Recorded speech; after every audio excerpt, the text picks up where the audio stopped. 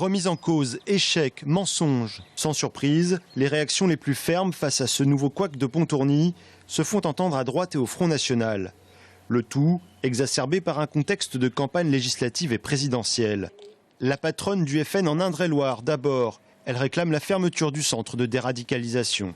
C'est un mensonge d'État qui est destiné à faire croire à l'opinion française que le gouvernement fait tout ce qu'il faut pour éradiquer la menace islamiste. Nous exigeons la fermeture immédiate de ce centre et sa reconversion en une maison de convalescence pour les victimes du terrorisme. Chez les Républicains, Hervé Novelli rappelle qu'il a été l'un des premiers à s'opposer au projet. Le candidat aux législatives dans le Chinonnais, où est installé le centre de Beaumont-en-Véron, parle d'un échec cuisant. Il n'y a eu aucune transparence sur ce dossier. On a raconté n'importe quoi.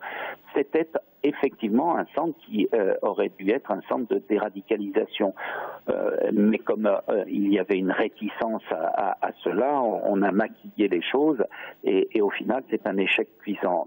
Un constat partagé par son collègue Philippe Briand, qui réagit pour la première fois. J'ai toujours insisté sur le fait qu'il fallait tenir compte des élus locaux. C'était aux élus locaux de sentir ce qui allait devoir se faire. Ils ont accepté cette maison d'accueil à Pontourny. Force est de constater que les craintes que l'on avait à l'époque se révèlent aujourd'hui exactes. À mots couverts, ou plus explicitement, les trois personnalités politiques visent le député PS sortant. Interrogé vendredi, Laurent Baumel estime que la reconversion de cet ancien centre éducatif n'a pas tenu ses promesses.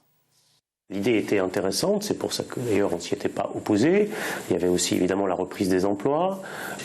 Aujourd'hui, on voit que ça ne fonctionne pas et donc on ne peut pas continuer cette expérience dans ces conditions. Au-delà des querelles politiques, un constat commun. Pontourny, centre de déradicalisation, doit fermer. Aujourd'hui, seuls 2 résidents sont sur place, contre 25 attendus à l'ouverture.